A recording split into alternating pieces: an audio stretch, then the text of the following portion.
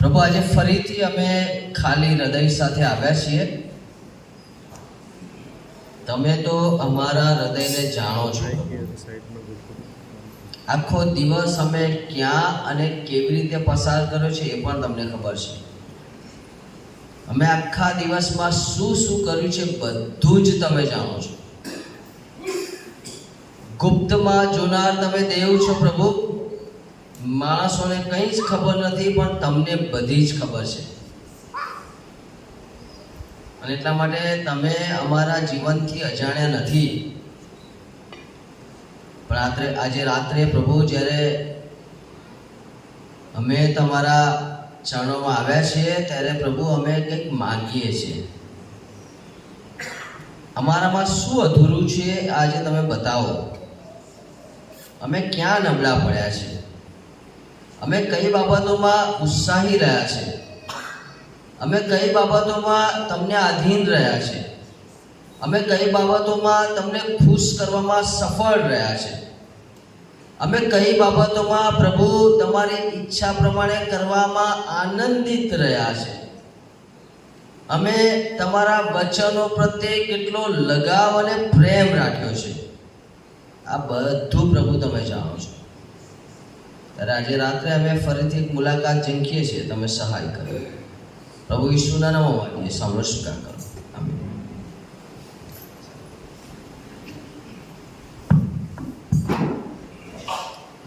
કે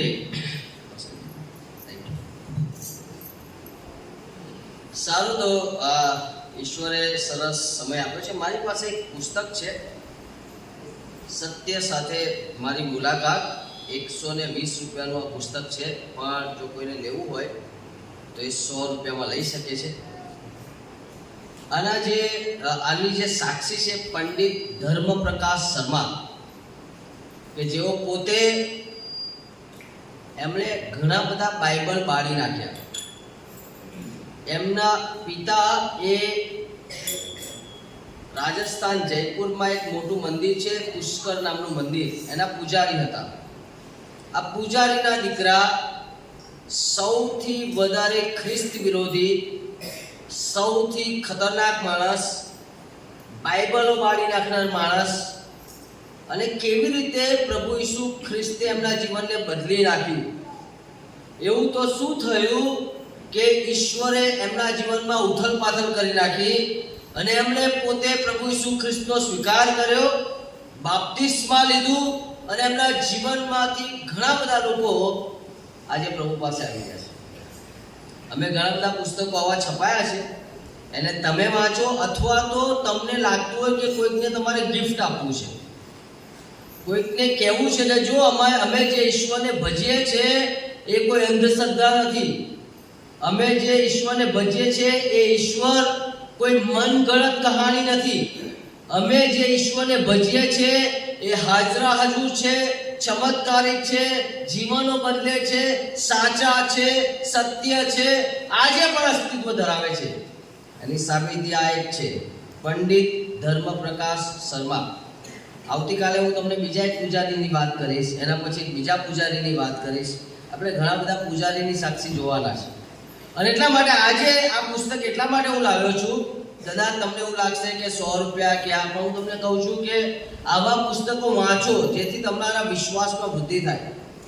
અને તમે પોતે વાંચો અને તમારી આસપાસ, જો તમે નર્સ છો તો કોઈ નર્સને આપો, જો તમે શિક્ષક છો તો શિક્ષકને આપો, જો તમે સ્ટુડન્ટ છો તો સ્ટુડન્ટને આપો, જો તમે કોઈ કામ કરી રહ્યા છો, જોબ કરી, તો તમારા સાથી મિત્રને આપો અને જણાવો કે જો ઈશ્વર કેટલું મોટું પરાક્રમી કામ કરે છે. તમારે જોઈએ તો તમે એ લઈ શકો છો. સારું, આજે જે શાસ્ત્ર ભાગ આપણે વાંચ્યો એ માર્થિન લખેલી સુવાર્તા 21મો અધ્યાય 18 થી 23 કલમ સુધી વાંચી. અને 23મી કલમ એટલા માટે વંચાવી કે ત્યાં પ્રભુ ઈસુ ખ્રિસ્તને લોકો કહે છે, ભાઈ કયા અધિકારથી તું કરે છે, કયા અધિકારથી તું આ કામ કરે છે, અધિકાર કયો છે તારો? જો તમે બાઇબલ વાંચશો તો તમને ખબર પડશે પ્રભુ ઈસુ ખ્રિસ્તનો અધિકાર એ પ્રકૃતિ ઉપર હતો. અને એટલા માટે સમુદ્રના તોફાન શાંત થઈ ગયા.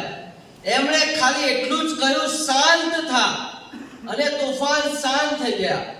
એમણે અંજીરીની સાથે જે કર્યું આપણને ખબર જ છે કે હવે કદી ફળ ના થાવ, તરત જ સુકાઈ ગઈ. પ્રભુ ઈસુ ખ્રિસ્તનો અધિકાર એ દરેક બીમારી ઉપર છે. કોઈ પણ પ્રકારની બીમારી કેમ ના હોય, ગમે તેવી બીમારી કેમ ના હોય, ગમે તેવી અસાધ્ય બીમારી કેમ ના હોય, ગમે તેવી સાધ્ય બીમારી કેમ ના હોય. રક્તપિત્યા આવ્યા અને ત્યાં રક્તપિત્યામાંથી શુદ્ધ થયા. પેલી 12 વર્ષથી લોહીવાળી સ્ત્રી આવી અને એ સ્ત્રીને એક જ ક્ષણમાં સજા પણ મળે છે.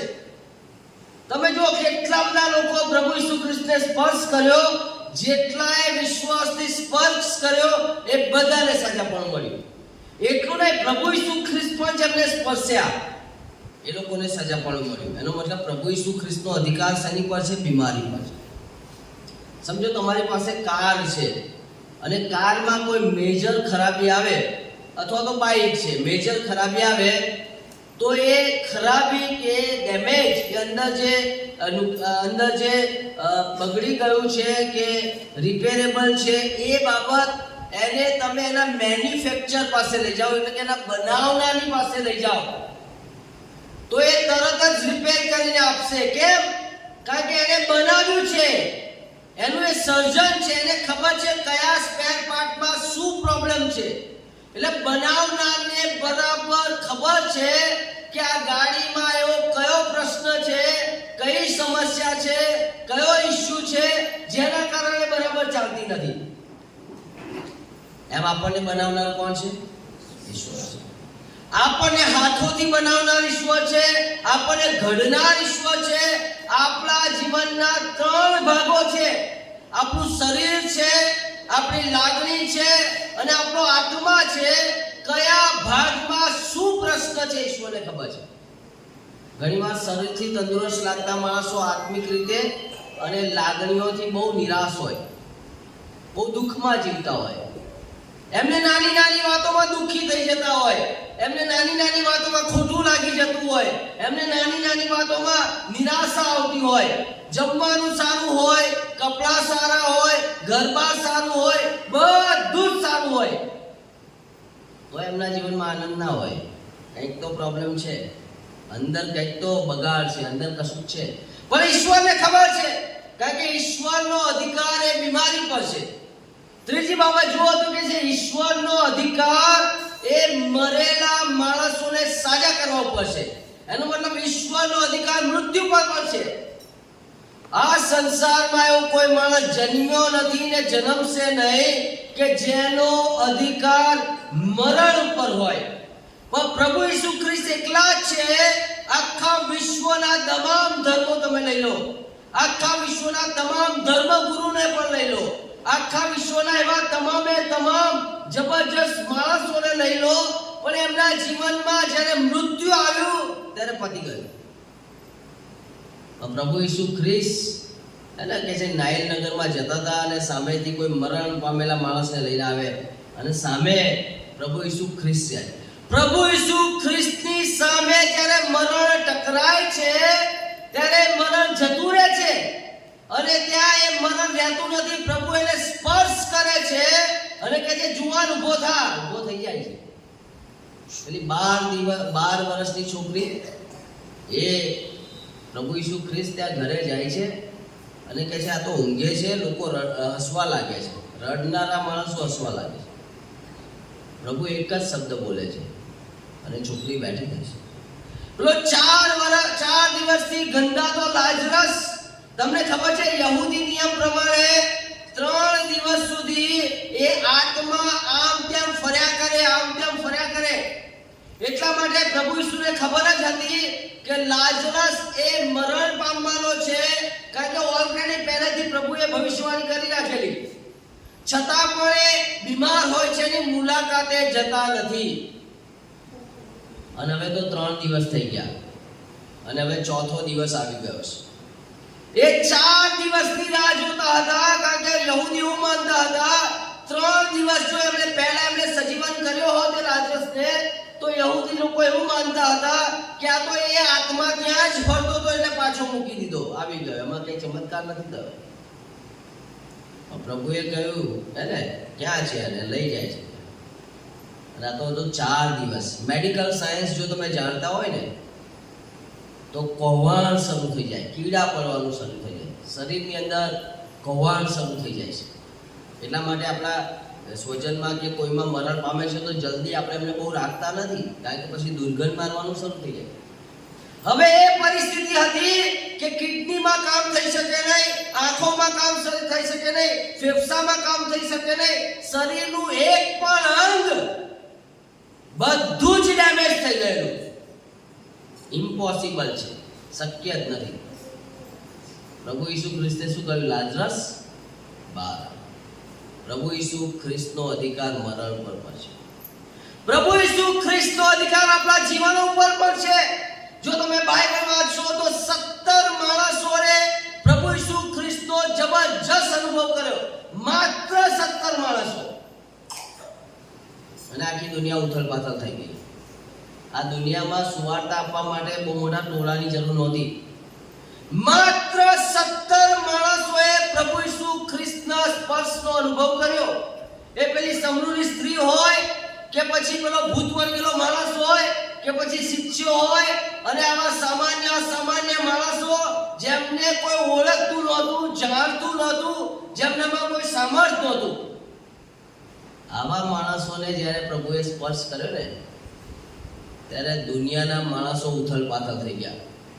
195 દેશ છે વિશ્વમાં, એમાં 158 દેશના લોકો એવું કહે છે અમારો દેવ તો પ્રભુ ઈસુ ખ્રિસ્ત છે, અમે પ્રભુ ઈસુ ખ્રિસ્તનું ભજન કરીએ છીએ, અમે પ્રભુ ઈસુ ખ્રિસ્તની આરાધના કરીએ છીએ, અમે પ્રભુ ઈસુ ખ્રિસ્તને માનીએ છીએ. વિચારો તમે, 17 જ લોકોમાં આજે 158 લોકો બૂમ પાડે છે. અને બીજા દેશોમાં ઘણા બધા લોકો છે જે ઈસુનું ભક્તિ કરી રહ્યા છે. એ સંઘર્ષમાં, પ્રશ્નોમાં, નિરાશામાં, સતાવણીમાં. આપણા ભારતના લોકો કેટલા બધા છે વિચારો. એ સતાવણીમાં પણ ઈસુની પાછળ ચાલી રહ્યા છે. એનો મતલબ પ્રભુ ઈસુ ખ્રિસ્તનો અધિકાર એ માણસના જીવન પર છે. અને એટલા માટે તમારા અને મારા જીવન પર કોનો અધિકાર છે? તો પછી અહીંયા પેલા જે આગેવાનો પૂછી રહ્યા છે બધા ને કે ભાઈ તું કયા અધિકારથી આ અધિકાર રહ્યો? એમના અધિકારના સામર્થ્ય સામે કોઈ જ ટકી શકે નહીં. ભમારથી 21:18 થી 22 વાંચો ને તો ત્યાં એક દર્દનાક ઘટનાનું વર્ણન કર્યું છે. હવે સમજો કે ઈશ્વર મારી સાથે વાત કરે તો મારે શું કરવું? ઘણી બધી વખત ઈશ્વર મારી સાથે વાત કરે છે ત્યારે હું થોડોક સમય માટે હાથ ઊંચો કરી નાખું, ઊભો થઈ જાઉં, કે પછી થોડાક સમય લાગણીમાં આવી જાઉં, 2 દિવસ માટે આ કરું, 2 દિવસ માટે આ કરું. ગયા વખતે હું ખાંભલા મંડળીમાં હતો ને ત્યાં એક યુસફભાઈ કરીને માણસ ઊભા થયા. શનિવારે સાક્ષી માટે ઊભા થયા અને આજે મેં એમના વિશે પૂછ્યું તો આ ભાઈએ એવું કહ્યું કે હું એટલો બધો દારૂ પીનારો, આટલા વર્ષોમાં મેં દારૂ જ પીપી કર્યો છે. પણ આ સોમવારથી લઈને શનિવારમાં ઈશ્વરે મારી સાથે વાત કરી અને કે જે દરેક વચન મારી પાસે આવતું હતું, એક વાણી મારા સુધી ટકરાતી હતી. દરેક વખતે ઈસુ મારી સાથે વાત કરતા હતા, દીકરા તું આમ કર, અને રોજ ના પાડતો હતો. અને શનિવારે જ્યારે બધા લોકો સાક્ષી માટે ઊભા થતા હતા ને ત્યારે એમનાથી રહેવાયું નહીં. અને પછી કહે છે મને બોલતા આવડતું નથી, ક્યારે હું સ્ટેજ ઉપર આવ્યો નથી, ક્યારે મેં જાહેરમાં કોઈને કશું કહ્યું નથી, મને બીક લાગે છે, પણ આજે હું કહીશ કારણ કે પ્રભુ ઈસુ ખ્રિસ્તે આ અઠવાડિયામાં મારું જીવન બદલી કાઢ્યું છે. યુસફભાઈએ ઊભા થઈને કહ્યું કે તમે બધા મને જાણો છો કેટલો બધો દારૂ પીનારો માણસ છે, પણ કહે છે આ અઠવાડિયામાં ઈસુએ મારી સાથે વાત કરી. આજે 1 વર્ષ થયું, મેં પૂછ્યું શું કરે છે તો કે છે સાહેબ હવે તો બહુ સારા છે અને સારામાં સારું કામ કરે છે. Praise the lord. ઈસુની પાસે આવનાર માણસ જો બદલા ના પામે, ઈસુની પાસે આવનાર માણસના જીવનમાં બદલાવ ના થાય તો સમજજો કે હજી સુધી એણે ઈસુને ઓળખ્યા નથી. ભલે પછી આવીને બેસે, એ હજુ પાપ લઈને જ આવે છે, એની પોતાની જ ઈચ્છાઓ લઈને આવે છે, એના પોતાની યોજનાઓ લઈને આવે છે.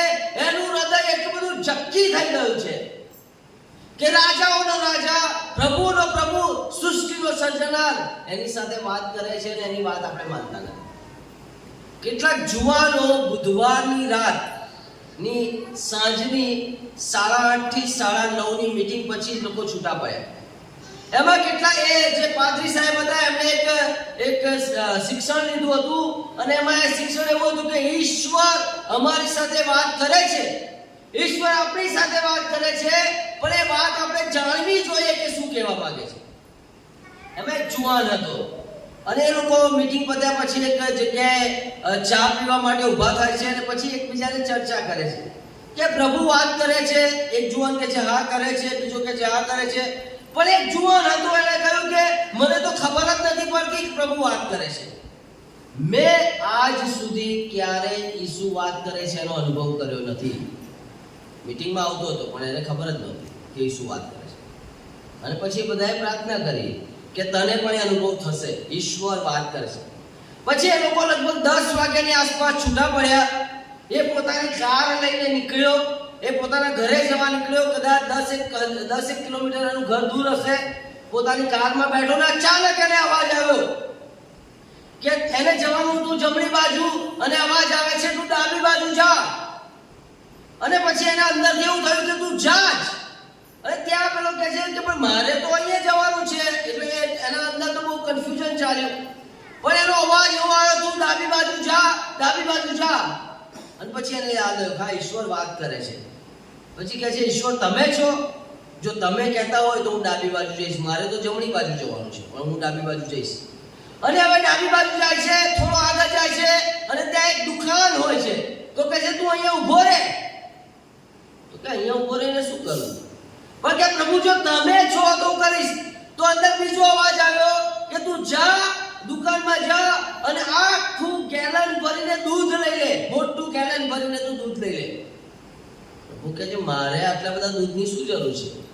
પણ એનો અવાજ એવો જબરજસ્ત હતો એટલે મને કહે છે પ્રભુ તમે કહો છો તો હું લઈશ. ગયો અને કોઈ પણ જાતની ખબર નહીં, એને દૂધ મોટું આખું ગેલન લઈ લીધું.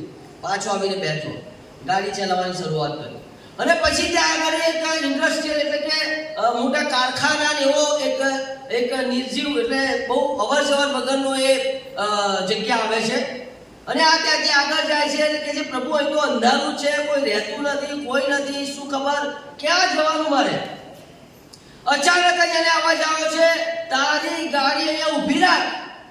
અને આ ગાડી ઊભી રાખે છે અને કે જો સામે એક ઘર છે, જો બધી બાજુ અંધારું અને સામે એક જગ્યાએ ઘર. અને કે તું જા અને આ ગેલન ત્યાં આપીને આવતો રહે. એને ઈશ્વરે બહુ જબરજસ્ત વાત કરી. હવે કોઈકના ઘરે રાત્રે 10 વાગે જવું, કોઈ એને ચોર સમજે, કોઈ એને લૂંટારો સમજે, ગમે તે સમજી શકે. પ્રભુ આ મારાથી નહીં થાય કે ભાઈ તું જા અને આપીને આવતો જ રહે. હિંમત કરીને ગયો, ત્યાં અંદર ગયો, દરવાજામાં એને ડોરબેલ વગાડ્યો અને પછી અંદરથી બહુ અકળાયેલો કોઈ માણસ બોલે કોણ અત્યારે આટલી રાતે અમને હેરાન કરે છે? બહુ ગુસ્સામાં, એટલા બધા ગુસ્સામાં એક ભાઈ અકળાઈને જવાબ આપ્યો. અને આ તો બહાર ઊભો છે. અને પછી ઊભો હતો એટલે પછી પેલું ગેલન એને ખોલ્યું એટલે તરત પકડાઈ ગયું કે લો આ તમને મારે આપવાનું છે. અને પેલા ભાઈ દોડીને અંદર ગયા અને એની વાઈફને કહે છે કે તે શું પ્રભુ ઈસુ ખ્રિસ્ત પાસે કશું માંગ્યું છે? તો પેલી એની પત્ની કહે છે હું ક્યારની રડી રડીને પ્રાર્થના કરું છું, આપણો આ નાનો દીકરો છે એને પીવા માટે દૂધ છે જ નહીં, ઘરમાં પૈસા જ નથી અને બિલકુલ ખાવાનું નથી, આ છોકરો રડી રહ્યો છે અને હું ક્યારની રડી રડીને પ્રાર્થના કરું છું કે પ્રભુ અમારે દૂધ જોઈએ છે. અને પેલી બહેન પણ દોડીને આવી અને દોડીને આવીને બંને જણા ત્યાં ઉભા રહ્યા. તમને કોણે કીધું? તો કે મને તો ઈશ્વરે કીધું. પેલો છોકરો તો ત્યાં રડવા લાગે છે કે પ્રભુ તમે મારી સાથે કેવી રીતે વાત કરો છો? એને પોતાનું પર્સ ખોલ્યું અને બધા નાણાં એ બહેનને અને ભાઈને આપી દીધા. ઈશ્વર વાત કરે છે. પણ મારે આધીન રહેવું જોઈએ. જો ઈશ્વર મને એક વાર કશું કહે અને હું ના માનું તો બીજી વાર નહીં કહે, બીજાને કહેશે. તમે ત્યાં જ રહેશો. ઈશ્વર તમને કશું કહે અને જો તમે ના કરો તો અફસોસ, હે ને? મારું બાળક મારું કામ ના કરે તો મને કેટલું ખોટું લાગે. હું અધિકારી હોય ને મારી નીચે કામ કરનારો માણસ જો મારું કામ ના કરે તો કેટલું ખોટું લાગે. એમ જો ઈશ્વર જે મારા શરીરનો માલિક છે, મારા આત્માનો માલિક છે, મારા પ્રાણનો માલિક છે, એ જો મને કશું કરવાનું કહે અને હું બહાના કાઢું, હું ના પાડું, હું અલગ અલગ વાર્તાઓ કરું તો પછી ઈશ્વર મારામાં કામ નહીં કરે. એટલા માટે આપણામાંના ઘણા બધા લોકોની વૃદ્ધિ થતી નથી. આપણે ચર્ચમાં આવીએ છીએ ને ઘરે જઈએ છીએ, પછી બધું કશું પતી જાય છે. આપણને ખબર જ નથી પડતી મારે ઈશ્વર માટે શું કરવાનું છે, હું શા માટે પૃથ્વી પર છું, શા માટે મને ખ્રિસ્તી બનાવ્યો, શા માટે હું ઈશ્વરની પાસે છું, શા માટે હું બાઇબલ વાંચું છું, શા માટે હું પ્રાર્થના કરું છું, શા માટે હું ચર્ચમાં જાઉં. ખબર જ નથી પડતી. કેમ? કારણ કે મારે ને ઈશ્વર સાથે સંબંધ જ નથી. ગઈકાલે મેં તમને 3 પ્રશ્નો પૂછેલા. હું શા માટે ખ્રિસ્તી છું, હું કેવો ખ્રિસ્તી છું અને હું ઈશ્વરના રાજ્ય માટે શું કરું છું. આ 3 પ્રશ્નો એટલા માટે કારણ કે મેં પોતે મારી જાતને આ પ્રશ્નો પૂછ્યા ત્યારે મને ખબર પડી કે પ્રભુ હું તો ઢોંગ કરનારો વ્યક્તિ છું, હું તો જુઠ્ઠું બોલનારો વ્યક્તિ છું, હું તો મારી જાતને વધારે ખુશ કરનારો વ્યક્તિ છું. તમે તો આવતા જ નથી. આ જુવાનની જેમ જો ઈશ્વર તમારી સાથે વાત કરે તો તમે કરો ખરા? શું લાગે? એ તમને એમ કે ભાઈ આ કર, આ કર, આ કર, આ કર, આ કર, તો કરો ખરા?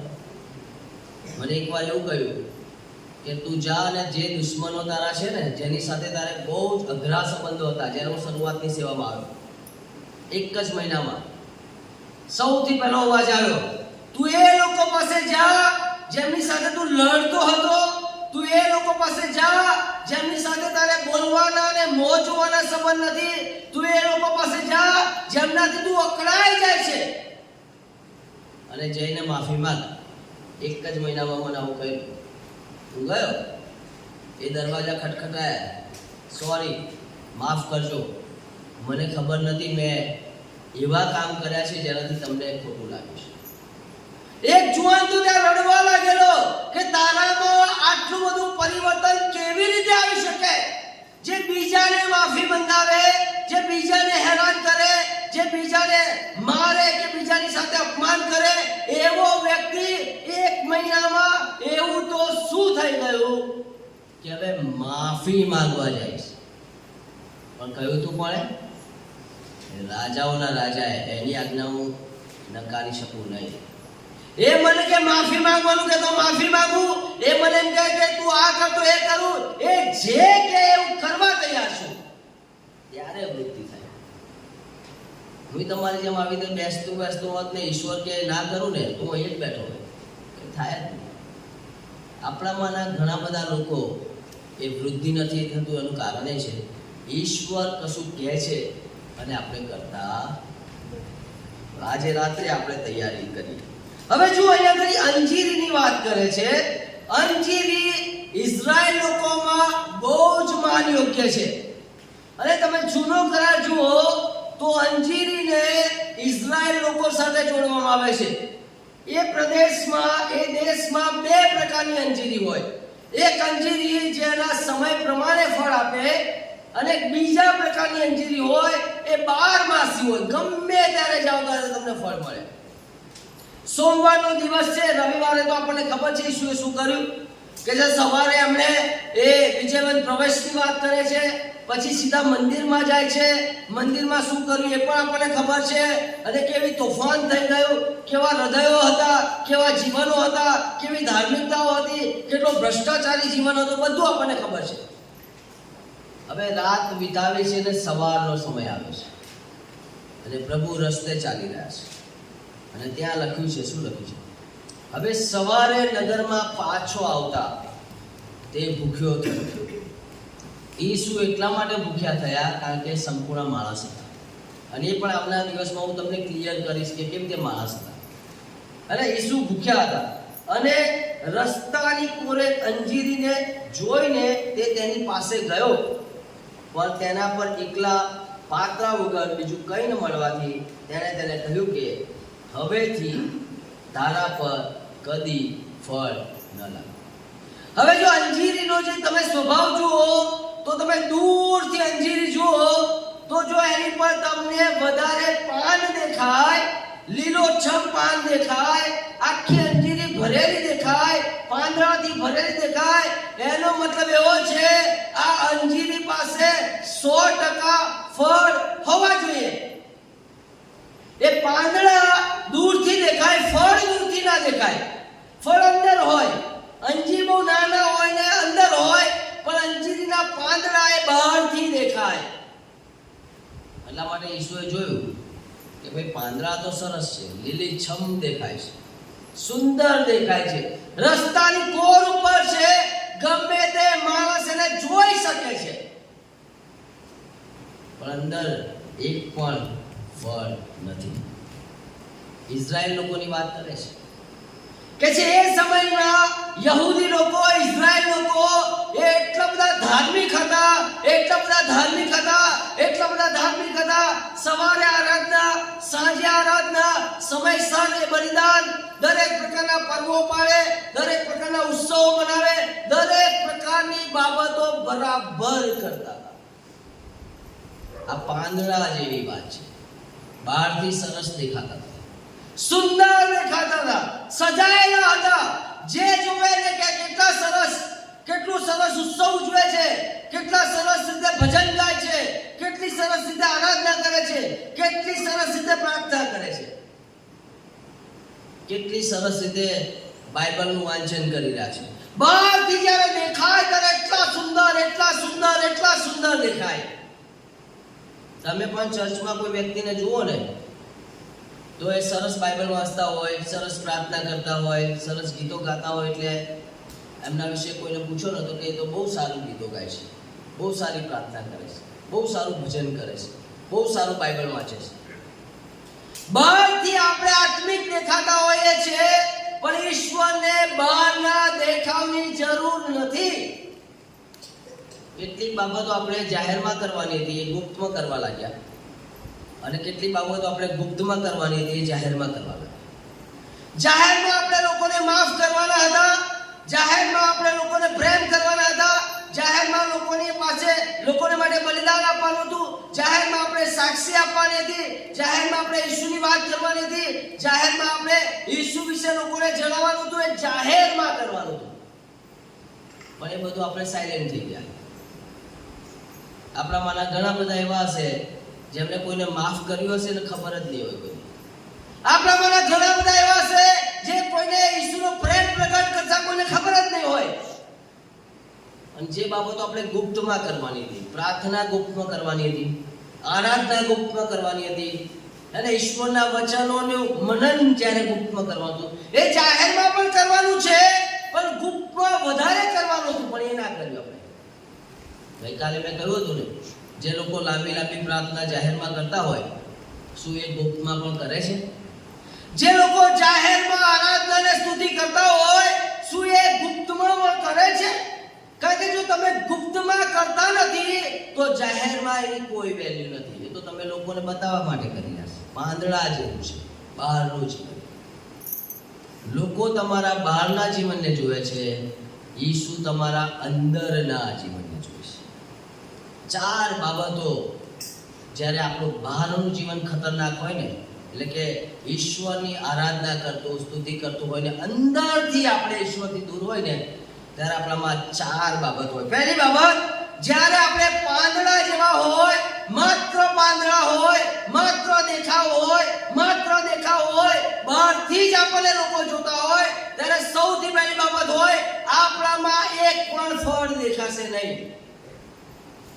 તમને ખબર છે, હું પણ તમારી જેમ મારા જે ત્યાં પાસ્ટર હાઉસ છે અને આ ચર્ચ છે, બરાબર સામેનું ઘર, પાસ્ટર હાઉસની બરાબર સામેનું ઘર મારું. મારા મમ્મી પપ્પાએ મજબૂત સ્ટ્રોંગ ક્રિશ્ચિયન, બહુ જબરજસ્ત જોશીલા ક્રિશ્ચિયન, જબરજસ્ત પાવરફુલ ક્રિશ્ચિયન, અને એવા જબરજસ્ત ક્રિશ્ચિયન કે ક્યાંય સમાધાન ના કરે. પણ મારા જીવનમાં ઈસુ વગર બધું જ હતું. 22 વર્ષ સુધી હું ઈસુ વગરનો ખ્રિસ્તી હતો. 22 વર્ષ મેં બગાડ્યા.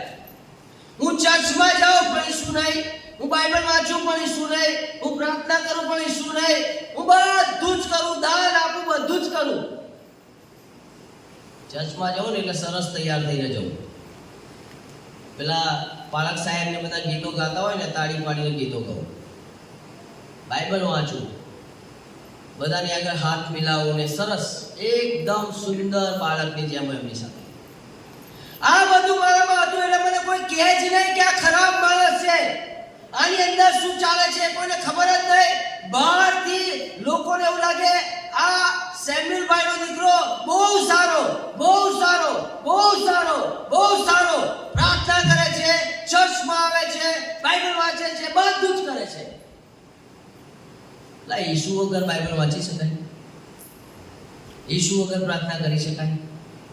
ઈસુ વગર દાન આપી શકાય?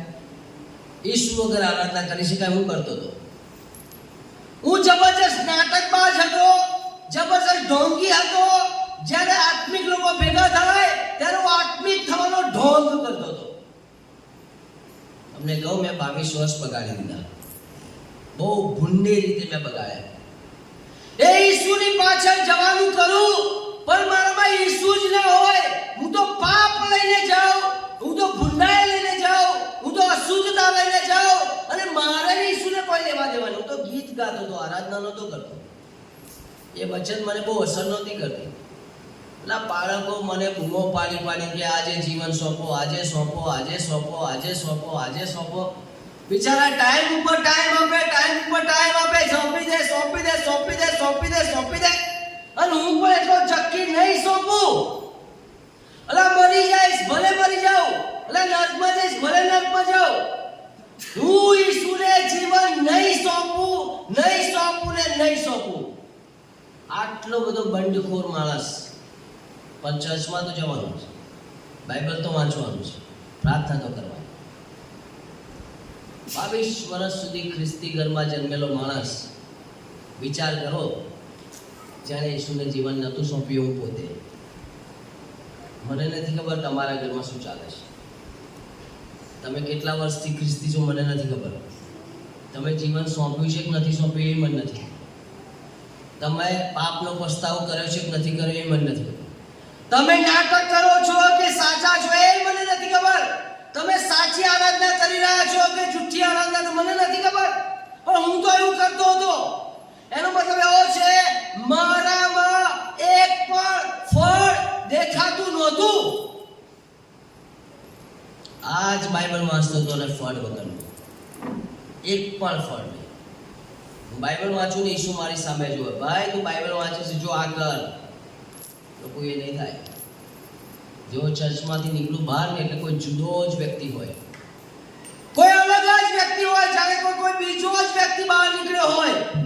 એ વાતાવરણ બીજું, એ લોકો બીજા, એ મિત્રો બીજા, એ ફિલ્મી દુનિયા બીજી, એક અલગ જ વ્યક્તિ જાય. પણ રવિવારે આવે ને એટલે પાછો એ વ્યક્તિ બદલાઈ જાય, એ અલગ વ્યક્તિ થઈ જાય. ફળ વગરનો ખ્રિસ્તી 22 વર્ષ સુધી. આંધળા હતા મારી પાસે, જબરજસ્ત માંદા.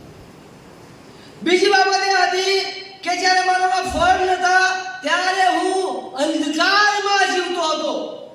ક્યારે પ્રાર્થના પૂરી થાય, ક્યારે બાઇબલ વાંચન પૂરું થાય, ક્યારે સંદેશો પૂરો થાય. હું મારા મિત્રો સાથે એવા ગંદા કામ કરતો હતો, એવા ગુંડા કામ કરતો હતો કે મને આજે શરમ લાગે છે.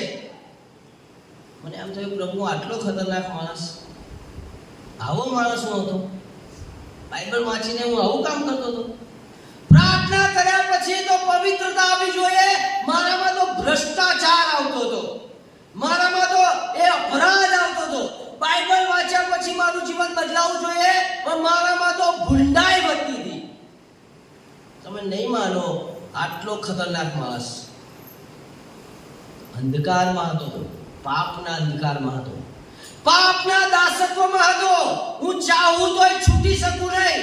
હું એ પાપને જાણે કે મારા જીવન સાથેના હિસ્સામાં જોડાયેલો હતો. યાદ રાખજો, ખ્રિસ્ત વગરનું ખ્રિસ્તી જીવન એમાં ફળ નથી. પ્રશ્ન એ થાય, તમે ખ્રિસ્તી છો તો શું ફળ દેખાય છે? કોઈ ફળ? એ ઈસુના સ્વભાવના ફળ છે, એ સાક્ષીના ફળ છે, એ બદલાના જીવનના ફળ દેખાય છે? જો એ દેખાય છે તો પ્રભુનો આભાર, પણ જો નથી દેખાતા તો તમે મારી જગ્યાએ છો.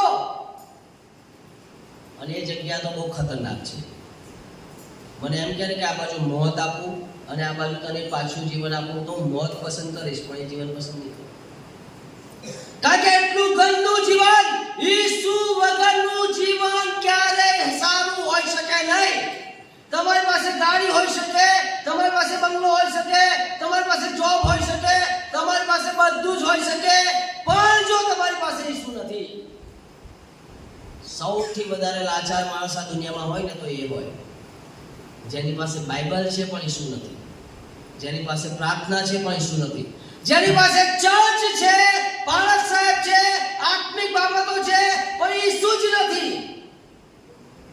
આત્મિક અંધાપો કહેવાય. અંધારામાં જીવી રહ્યો છું, મને ખબર જ ના પડે સાચું શું ખોટું, શું સાચું. ત્રીજી બાબત, જ્યારે મારામાં ઈસુ નહોતા ત્યારે હું ધાર્મિક બનતો હતો. ઈશ્વર સાથે મારો સંબંધ નહોતો. મારી દીકરી એ મને મોંથી શબ્દોથી ખુશ કરે અને મારી સાથે એને સંબંધ જ ના હોય તો શું કરશો? અને એ મને મોંથી ખુશ કરે, પપ્પા હું તમને પ્રેમ કરું છું, પપ્પા હું તમને પ્રેમ કરું છું, પપ્પા હું તમને પ્રેમ કરું છું, પણ હું કહું બેટા તું આ કર, બેટા તું આ કર, બેટા તું આ કર, એ કશું જ કરીશ નહીં, પપ્પા હું તમને પ્રેમ કરું છું. આવા ઘણી વખત આપણે ખ્રિસ્તી બની જઈએ. આપણે ઈસુને કહે છે, ઈસુ તને પ્રેમ કરું છું, તું જ મારો સ્વામી છે, તું જ મારો રાજા છે, મેં તને મારું જીવન સોંપ્યું છે. સોંપ્યું જ નથી, કોઈ બીજું જ રાજ કરતું હોય, બીજા જ વ્યક્તિ હોય, બીજી જ બાબત હોય. ધાર્મિક બહારથી દેખાવો તમારો. પાંદડા વગરના જીવનમાં ફળ ના હોય, પાંદડા વગરના જીવનમાં અંધકાર હોય, પાંદડા વગરના જીવનમાં બહારનો દેખાવ એ માત્ર દેખાવ જ હોય, અંદર કશું જ ના હોય. ચોથી બાબત, પાંદડા વગરના જીવનમાં વિશ્વાસ હોય જ નહીં. એ વિશ્વાસ ઈસુ સાથે કનેક્ટ થાવ ને તો જ આવે. અને એટલા માટે નાના નાના પ્રશ્નોમાં આપણે અકળાઈ જઈએ છીએ, આપણે ભયભીત થઈ જઈએ છીએ, આપણે ચિંતામાં આવી જાય છે. તમે ખુદ જુઓ, તમારો ચહેરો જોઈને કોઈ કહી શકે કે આની પાસે ઈસુ છે? તમારું વર્તન જોઈને કોઈ કહી શકે આની પાસે ઈસુ છે? તમારો સ્વભાવ જોઈને કોઈ કહી શકે કે આ સાચા દિલને ભજે છે? તમારું વ્યવહાર જોઈને કોઈ કહી શકે કે આ સત્ય ઈશ્વરને ઓળખે છે? અકળાયેલા રહેતા હોય છે, નિરાશ રહેતા હોય છે, ચિંતામાં હોય છે, ભયંકર બીકમાં જીવન જીવતા હોય છે. કોણ કહેશે તમારી સાથે ઈસુ છે? પછી કામ દેખાતા નથી, વિશ્વાસના કામ દેખાતા. તમને ખબર છે યહૂદા પણ પ્રભુ ઈસુ ખ્રિસ્ત પાછળ 3.5 વર્ષ ચાલ્યો. મારથી એ દાણી હતો, ખરેખર જુઓ તો એ દાણ લેવાની ચોકી પર, એટલે કે ટેક્સ કલેક્ટર, નાણાં ઉઘરાવવાની ચોકી પર બેસતો. પણ તમને જુઓ તો તમને ખબર પડશે કે યહૂદા એ તો જોશીલો માણસ હતો, એક ગ્રુપનો એક આગેવાન હતો અને પ્રભુની પાછળ ચાલે છે. ઈસુને બધી જ ખબર છે કે યહૂદા કોણ છે. બાઇબલ કહે છે થેલી રાખતો હતો નાણાં, કારણ કે ચોર હતો. ખરેખર નાણાંનો હિસાબ બરાબર કોણ રાખી શકે? તો કે છે મારથી રાખી શકે. કારણ કે મારથી એ ટેક્સ કલેક્ટર હતો, એનો એ ધંધો હતો, એ કર ઉઘરાવવાનો ને હિસાબ કરવાનો એને બરાબર આવડતું હતું. પણ લોકોએ મારથી પર વિશ્વાસ ના કર્યો. લોકોએ કોની પર વિશ્વાસ કર્યો? યહૂદા ઉપર. કારણ કે યહૂદા ચોર નહોતો દેખાતો. મારથીને તો એટલે કે એ સમયના કર ઉઘરાવનારા ટેક્સ કલેક્ટરો લોકોને ખબર હતી કે આ તો ચોર છે, આ તો લૂંટારા જેવા છે, આ તો ભ્રષ્ટ છે, એટલા માટે એને નાણાં ના આપે. પણ આ સારો દેખાતો હતો સુંદર દેખાતો હતો, પ્રમાણિક દેખાતો હતો, શુદ્ધ દેખાતો હતો, એટલે એની પાસે નાણાં હતા. પણ પ્રભુ ઈસુ ખ્રિસ્ત શું કહે છે? યોહાની સુવાર્તા 12મા અધ્યાયમાં કે ચોર હતો. બીજા શિષ્યોને ખબર નહોતી, પ્રભુ ઈસુ નથી કહે છે આ માણસો, આ જે જીવન યહૂદાનું હતું એ બહારથી સુંદર દેખાતું. કે છે આવા માણસો બહુ ખતરનાક માણસો છે. સાઉલ વિશે પણ તમે જુઓ કે આને કહેવામાં આવ્યું કે ભાઈ તારે એ બધા લોકોનો નાશ કરવાનો છે, કશું જ લાવવાનું નથી. પાછું ઘેટા બકરા લઈને આવી ગયો અને કહે છે પ્રભુ આ તો તારા માટે છે. પ્રભુ કહે છે મારી આજ્ઞા પાડ ને એમાં મને વધારે ખુશી છે, નહીં કે તારી ઈચ્છા પૂરી થાય. અને એ દિવસે ઈશ્વર એને નકારી દે છે. ફળની બહુ જ જરૂર છે. મને એ બતાવો છેલ્લે તમારા જીવન સાથે ઈશ્વરે ક્યારે વાત કરી? જો ઈશ્વર વાત કરે છે તો પછી તમારામાં ફળ આવશે જ. અહીંયા જુઓ કે અંજીરી તરત જ સુકાઈ ગઈ. હવે ઈશ્વર એને છોડીને કોઈ બીજા પાસે જવા લાગ્યા. તમે જુઓ આ ચોપડી કે છે આ ઈશ્વર કોની પાસે ગયા? તો કે છે પૂજારીના દીકરા પાસે ગયા. કાલે હું તમને એક રાહિલ પટેલની સ્ટોરી કહીશ.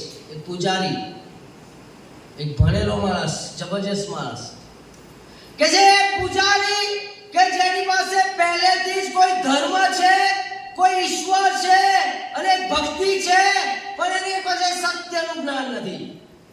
તમે એનું બધા સાયલેન્ટ થઈ ગયા. હવે ઈશ્વર ત્યાં જવા લાગ્યા. અલ્પેશ પટેલ નામનો એક માણસ, ગઈકાલે મેં રોહિત પટેલની વાત કરેલી અને એને કેવી રીતે ઈશ્વરે બદલ્યો. આજે હું તમને અલ્પેશ પટેલની વાત કરું છું. અમદાવાદની અંદર કે છે એના ઘરે, એના કુટુંબમાં એક દીકરીને અશુદ્ધ આત્મા વળગ્યો હતો. એની મમ્મી કોઈ ક્રિશ્ચિયન પાસ્ટર સાથે જોડાયેલી હતી. પાસ્ટર તો નહીં પણ એક આગેવાન સાથે. અને આ દીકરીની ઉપર જ્યારે અશુદ્ધ આત્મા આવે ત્યારે કોઈના કંટ્રોલમાં રહે નહીં અને એટલી બધી તોફાન કરે. આ સમયે પેલા દીકરીની માતાએ અલ્પેશ પટેલની સાસુ, એ માતાએ પેલા આગેવાન, ખ્રિસ્તી આગેવાનને ફોન કર્યો કે જુઓ ને સાહેબ, મારી દીકરીને ફરીથી આ થયું છે.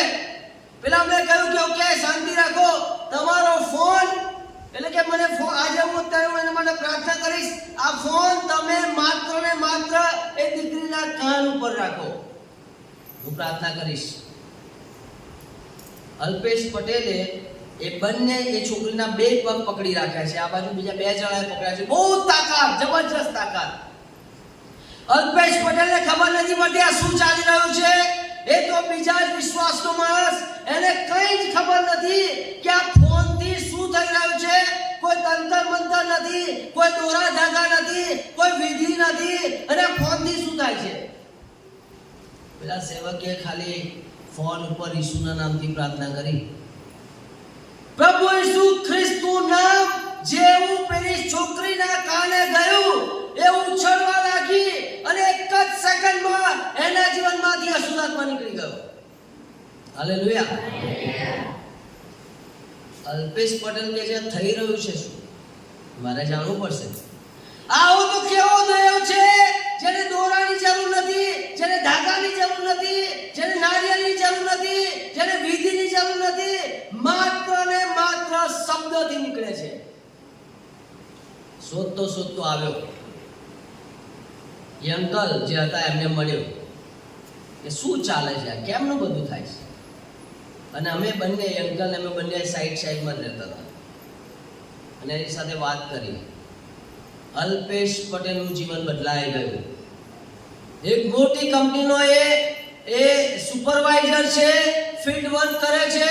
એ મને એમ કહે છે હું જે પણ પાર્ટીને મળવા જાઉં, જે લોકોને મળવા જાઉં, સૌથી પહેલા મારી સાક્ષી આપું છું, ઈસુની વાત કરું છું અને પછી મારો બિઝનેસ કરું છું. ક્યાં ગયા જોશીલા ખ્રિસ્તીઓ? 30 વર્ષથી, 40 વર્ષથી, 50 વર્ષથી આપણે ખ્રિસ્તીઓ છે. ક્યાં ગયા જોશ? એને તો આવી ચર્ચ મળી નહીં, એને તો બાઇબલ મળી નહીં, એને તો પ્રાર્થના મળી નહીં, એને તો કોઈ શીખવાડવાનું મળી નહીં, એને સન્ડે સ્કૂલ મળી નહીં, એને યુથ રિટ્રીટ મળી એક જ મુલાકાતે એને બદલી નાખ્યો. હું એને ઘણી જગ્યાએ લઈ જાઉં છું સાક્ષી આપવા માટે. કેમ? કારણ કે એણે સાચા ઈશ્વરનો અનુભવ કર્યો અને આજે એ પ્રભુ ઈસુ ખ્રિસ્તના નામમાં જબરજસ્ત રીતે બીજાને સાક્ષી આપે છે. એની પત્ની, એ પોતે, એના બાળકો આજે પોતાનું ઘર કામ છોડીને બીજે રહેવા ગયા. એનું કારણ હતું કે એમના ઘરના લોકો એમને સ્વીકારે નહીં. એ કહે છે કઈ વાંધો નહીં, મારી મમ્મી ના સ્વીકારે, મારા પપ્પા ના સ્વીકારે, મારી બહેનો ના સ્વીકારે, મને ઈસુ તો સ્વીકારે છે. મને ઈસુ તો મળ્યા છે. પાંદડા નહોતા, અહીંયા ફળ હતા. આ ફળની બહુ જરૂર છે. આજે મને એ જણાવો કે તમે બહારથી ધાર્મિક દેખાવ છો, સુંદર દેખાવ છો, સરસ પ્રાર્થના કરો છો, સરસ બાઇબલ વાંચો છો, તો ફળ ક્યાં છે? શું ઈશ્વર અલ્પેશ પટેલ જેવા લોકો પાસે જાય કે આપણી પાસે? યોહાનની સુવાર્તા 3 અધ્યાય 3 કલમ શું કહે છે? વાંચો.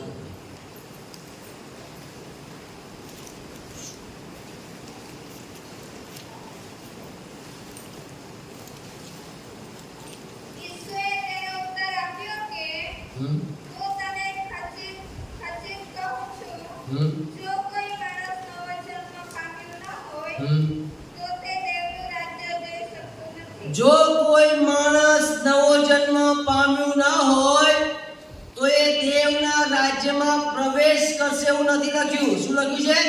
જોઈ શકશે નહીં. ઈશ્વરનું રાજ્ય જોવા જ નહીં મળે. કેમ? કારણ કે ઈશ્વરના રાજ્યમાં જવું હશે તો ઈશ્વરના નિયમો છે, ઈશ્વરનો વ્યવહાર છે, ઈશ્વરની રીતભાત છે, ઈશ્વરના નિયમો માનવા પડશે. 10 બાબતો બતાવે છે કે તમે તારણ પામેલા નથી. પહેલી બાબત, મારે ઈશ્વર સાથે કોઈ સંબંધ નથી, બિલકુલ સંબંધ નથી, મારે ધાર્મિકતા સાથે સંબંધ છે. બીજી બાબત, મારામાં આંતરિક બદલાવ આવી નથી. મેં 10 વર્ષ પહેલા જે હતો એ આજે એવો જ છું, જન્મથી એવો ને એવો જ છું. મારા સ્વભાવમાં પરિવર્તન નથી, મારી વાતચીતમાં પરિવર્તન નથી, મારી જીવનશૈલીમાં પરિવર્તન નથી, મારામાં કોઈ જ પરિવર્તન નથી. ત્રીજી બાબત, મને ઈશ્વર માટે કોઈ જ ઝંખના નથી, મને ઈશ્વરને મળવાની મને તાળાવેલી થતી નથી. ચોથી બાબત, મને પાપ ગમે છે, મને પાપનો ખેદ થતો નથી. હું આસાનીથી જુઠ્ઠું બોલી દઉં છું, આસાનીથી કોઈને છેતરી દઉં છું, આસાનીથી હું પાપ કરું છું, મને કંઈ થતું નથી. પાંચમી બાબત, મારામાં આત્મિક ફળો નથી, મારામાં ઈશ્વરનો સ્વભાવ અને આત્મિક જે ઈશ્વરે આ મારામાં ઉત્પન્ન કરેલો જે સ્વભાવ છે એવું કશું દેખાતું નથી, હું સાક્ષી આપી શકતો નથી. છઠ્ઠી બાબત, મારો બહારનો દેખાવ સારો છે, અંદરનો દેખાવ સારો નથી. સાતમી બાબત, મને પાપ ગમ્યા કરે છે, પાપ ગમ્યા કરે છે, પાપ ગમ્યા કરે છે. કાલે જુવાનોની મીટિંગ છે, કાલે જો તમારા ઘરમાં જુવાન છે ને તો મોકલવાનું ચૂકતા નહીં. આજુબાજુના ગામડામાં હોય તો બોલાવજો, કારણ કે અમે બહુ મોટા પ્રશ્નને ડીલ કરીશું કાલે. અને જે આજનો પ્રશ્ન છે, જે મીડિયાનો પ્રશ્ન છે એને અમે ડીલ કરવાના છે. અને જો આજે એ કાલે આવશે ને તો એમના જીવનમાં 100% પરિવર્તન આવશે. એનો મતલબ એવો છે, મને પાપ ગમે છે, વધારે ગમે છે. આઠમી બાબત, મને ઈશ્વરનો ડર જ લાગતો નથી. મને એમ છે એમાં શું, હું મારું મન ફાવે એવી રીતે જીવન જીવું છું.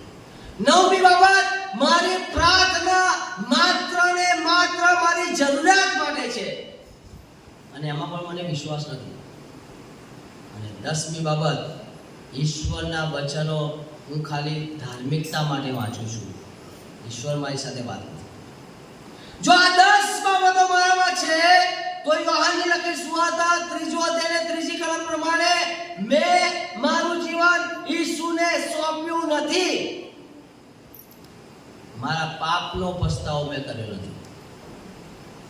25 જુલાઈ 2001 બપોરે 2:55 કલાકે આવી જ રીતે એક મીટિંગમાં ઈશ્વરનું વચન મારી પાસે આવ્યું. 25 જુલાઈ 2001 ના દિવસે બપોરે 2:55 કહ્યું કે પ્રભુએ કહ્યું, હવે બહુ થયું, કેટલા વર્ષો સુધી તું મને રાહ જોડાવીશ? અને ત્યારે એ વચન મારી પાસે આવ્યું ને હું રડવા લાગ્યો. મને ખબર પડી કે પ્રભુ કેટલો ખરાબ હતો, કેટલો ગુંડો હતો, કેટલો દુષ્ટ હતો, અને મેં કેટલી બધી વાર તમને નકારી નાખ્યા. પણ એ દિવસે હું હારી ગયો અને એ દિવસે મેં મારું જીવન પ્રભુને સોંપ્યું. તમને ખબર છે જીવન સોંપ્યા પછી શું થયું? આખું 1 થી 1.5 વર્ષ મારી પાસે ટૂથપેસ્ટ નહોતો, મારી પાસે કોલગેટ નહીં, મારી પાસે બ્રશ નહીં, મારી પાસે એક જ જોડી કપડાં, મારી પાસે સાબુ નહીં, મારી પાસે કશું નહીં.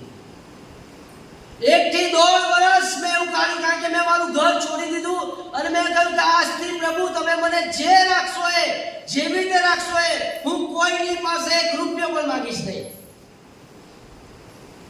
હું આજે લીમડાના દાંતણ કરીને હું રહ્યો છું, રાખ ઘસી છે મેં, સાબુ વગર હું નાહ્યો છું, કપડાં મારી પાસે રાત્રે ધોઈ નાખું ને સવારે પહેર્યા છે મેં.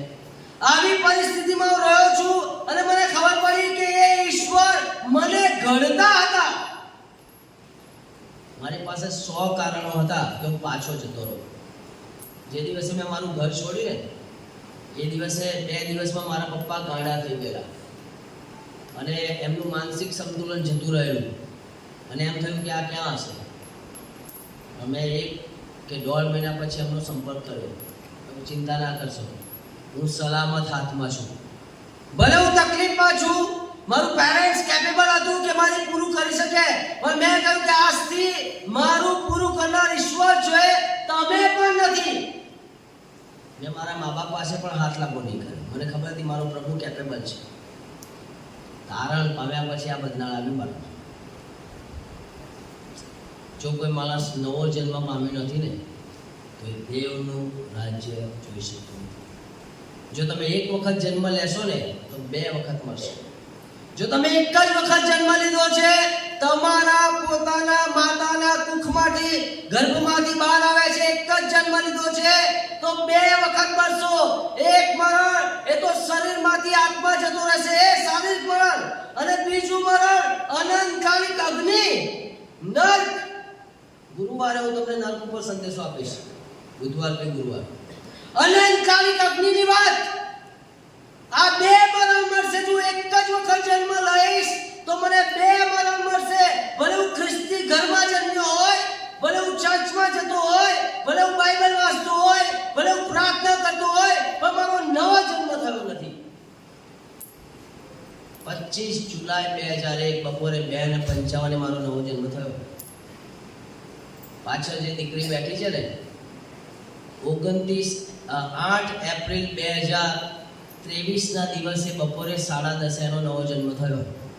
તમને ખબર છે મારા બંને દીકરીઓ તારણ પામે ને એટલા માટે હું દર સોમવારે ઉપવાસ કરતો હતો અને હજુ કરું છું. કેમ? એ જ્યારથી મોટા થવા લાગ્યા ત્યારથી મારી એક જ પ્રાર્થના હતી, પ્રભુ ગમે તે કરો, એ નપાસ થાય તો ભલે થાય, એમના શરીરમાં બીમારી આવે વાંધો નહીં, એ તકલીફમાં હોય વાંધો નહીં, પણ જેટલા બને એટલા જલ્દી એ તારણ પામવા જોઈએ. અને એક દિવસ આ દીકરી રડતી રડતી મારી પાસે આવી રાત્રે 10:30 મીટિંગમાંથી.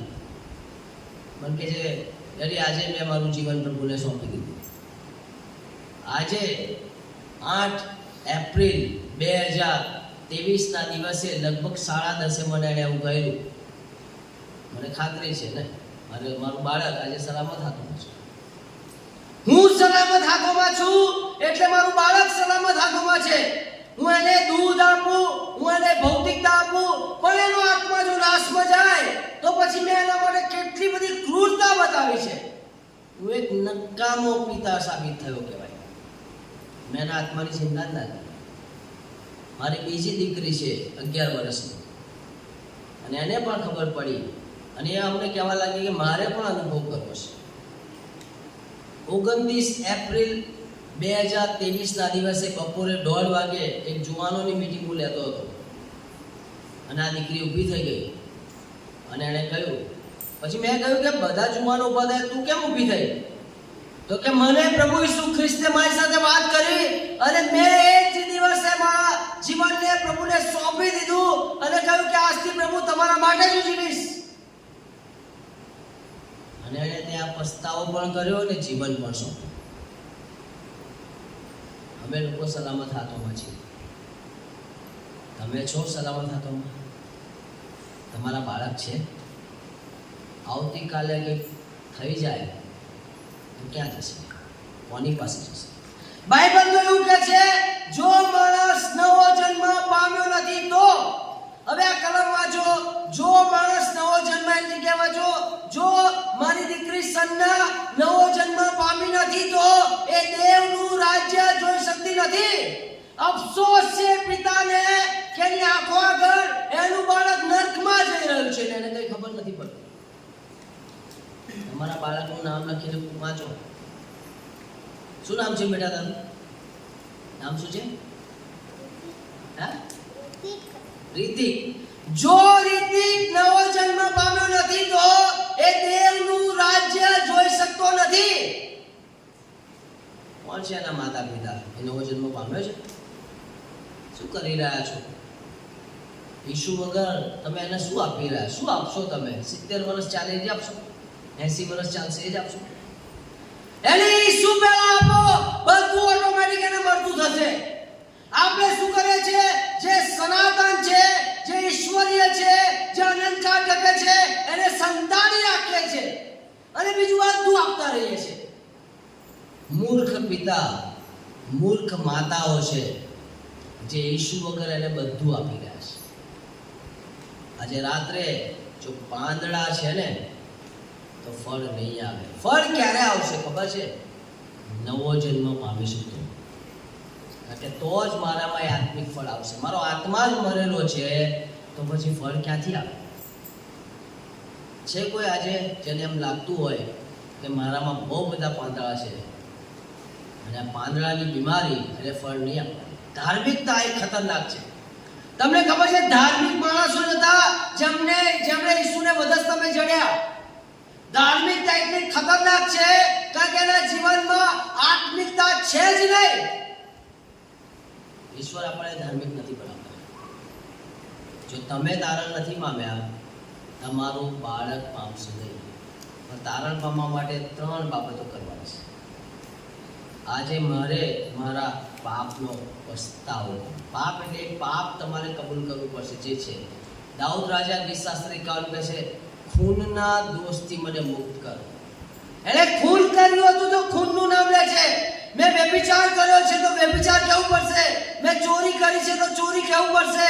મારામાં અશુદ્ધતા છે તો અશુદ્ધતા કહેવી પડશે. મારા આંખોમાં પાપ છે તો કહેવું પડશે. મને જ્યાં જ્યાં જે બાબતોમાં પાપ છે એ કહેવું પડશે ઈસુને. હું તો બહુ રડેલો ત્યાં, લગભગ 2-3 દિવસ રડેલો. કેમ? કારણ કે મને ખબર પડી મારું પાપ કેટલું ગંભીર હતું. એ પાપ ભયંકર મને લાગેલું કારણ કે મેં જ્યારે ઈસુને જોયા ને ત્યારે મારું પાપ મને બહુ ખતરનાક હતું. ઈસુની બીક આજે મને એ પાપ ઉપર અધિકાર આપે છે. મારે કબૂલ કરવાનું છે. કયું પાપ લઈને આવ્યા છે? કયું પાપ રાજ કરી રહ્યું છે? ઈર્ષાનું પાપ છે, અદેખાઈનું પાપ છે, નિંદાનું પાપ છે, ચોરીનું પાપ છે, જૂઠું બોલવાનું પાપ છે, આળસનું પાપ છે, ઈશ્વરની આજ્ઞા વિરુદ્ધ કામ કરવાનું પાપ છે, ગુપ્ત પાપ છે, જાહેરમાં પાપ છે, સમાજમાં ચાલે છે બધું ચાલે છે એવા પાપ છે. કયા પાપ લઈને આપણે આવ્યા છે? કન્ફેસ કરો, કબૂલ કરો. ભલે સમય જાય, કન્ફેસ કરો. બીજી બાબત, ઈસુને કહીએ આજથી હું મારું જીવન તને સોંપું છું. ફળ જોઈએ તો સોંપવું પડશે. નહીં તો આવતો વર્ષે પણ પાંદડા જ લઈને આવજો. જેની પાસે પાંદડા હોય ને એ પાંદડા જ આપે. જેની પાસે ઈસુ હોય ને એ ફળ આપે. ઈસુ વાળા લોકોની બહુ જરૂર છે, પાંદડા વાળાની જરૂર નથી. મારે ઈસુને કહેવું પડશે આજથી આ જીવન મારું નથી. હું ગીત ગાઈશ તો તારા મહિમા માટે, હું બાઇબલ વાંચીશ તો તારા મહિમા માટે, હું અધીન રહીશ તો તારા મહિમા માટે. મારું જીવન ખુલ્લું છે, મારું ઘર ખુલ્લું છે, બધું જ તારું છે. હવે મારું કશું આ તારા માટે છે. ગયા વર્ષે પ્રકાશ કરીને એક છોકરો ઉભો થયો. મોબાઈલમાં બહુ ભયંકર બાબતો જોતો હતો. ઊભો થઈ ગયો, જાહેરમાં કહી દીધું કે પ્રભુએ મારા પાપને બતાવ્યું. આજે એને મળીને આવ્યો કે છે અમારા ગામની મંડળી બહુ નબળી હતી. મેં અને મારી પત્નીએ રોજ સાંજે 2 કલાકે મંડળીમાં જઈને પ્રાર્થના કરવાનું નક્કી કરીશ. ફળ આવવા લાગ્યા. હવે એને પ્રાર્થના કરવાનું મન થવા લાગ્યું. એટલી બધી સાક્ષી આપી. જ્યારે નવો જન્મ પામ્યો પછી એ સાક્ષીઓ વધવા લાગી. અત્યાર સુધી તો મોબાઈલમાં રચો પચો રહ્યો. અત્યાર તો ખેતીવાડીમાં રચો પચો. અત્યાર સુધી જગતમાં અને મિત્રોમાં રચો પચો. તો હવે જુવાનને એવું શું થયું કે એનું જીવન બદલાઈ ગયું? આ જુવાનના જીવનમાં ઈસુ આવ્યા. ખરેખર ઈસુ આવ્યા. હવે એને પ્રાર્થનાની વેલ્યુ ખબર પડવા માંડી. આવું જો તમારે કરવું હોય ને તો આજે રાત્રે પસ્તાવો કરીને જીવન સોંપવું છે. આંખો બંધ કરી. કોઈ આવ્યું છે આ જગ્યા પર જેની પાસે પુષ્કળ ધાર્મિકતા છે, ફળ નથી? છે કોઈ ભાઈ કે બહેન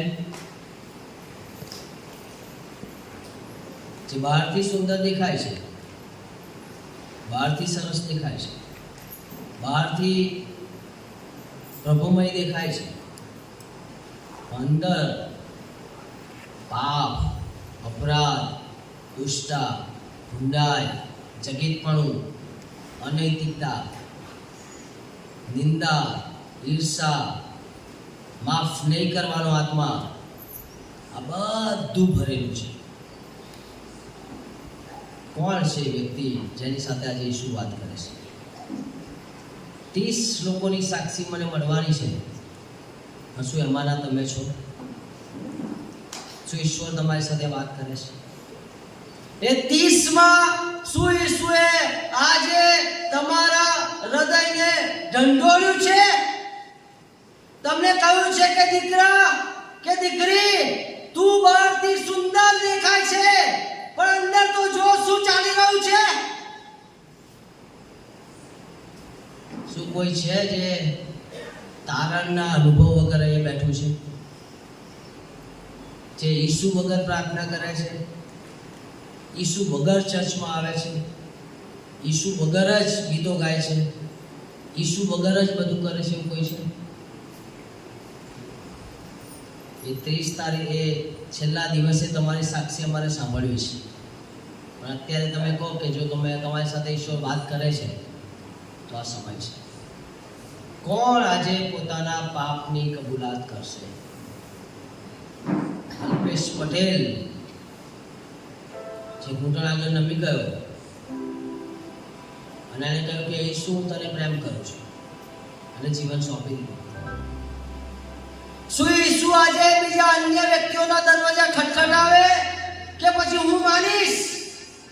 કેમ આપણે માનતા નથી? શું થઈ રહ્યું છે? જે ઈશ્વરે આપણા માટે જીવન આપ્યું એ ઈસુ આપણને કહે છે, મારા દીકરા, મારી દીકરી, આટલું મૂકીને જા, જીવન સોંપીને જા. તો પછી કેમ માનતા નથી? છે કોઈ જુવાન જેના હૃદયને આજે ઈસુ ખટખટાવી રહ્યા છે? છે કોઈ બહેન જેના હૃદયને આજે ઢંઢોળી રહ્યા છે ઈસુ? છે કોઈ વ્યક્તિ જેને કહી રહ્યા છે, ભાઈ તારામાં તો પાંદડા છે, પાતળા છે, બહારનો દેખાવ છે, અંદર તો નિરાશા, ભ્રષ્ટાચાર, પાપ, અપરાધ, આ બધું ભરેલું છે? ઈશ્વરને નથી ગમતું? છે કોઈ જે આજે આમ હિંમત કે પ્રભુ, આજે હું શૈતાનની સામે બંધ કરીશ, આજે હું પાપની સામે બંધ કરીશ, આજે હું ગમે તે થાય તમને મારું જીવન સોંપી જઈશ? એ પિતાએ કહ્યું, મુજ પાપીથી દૂર જાઓ, પણ ઈસુ તેની પાસે આવ્યા. તમારા જીવનની જરૂર છે. કોની સાથે વાત કરી છે? શું વાત કરી છે? Thank you lord, thank you Jesus. છે કોઈ એક જુવાન જે પોતાનું જીવન સોંપે?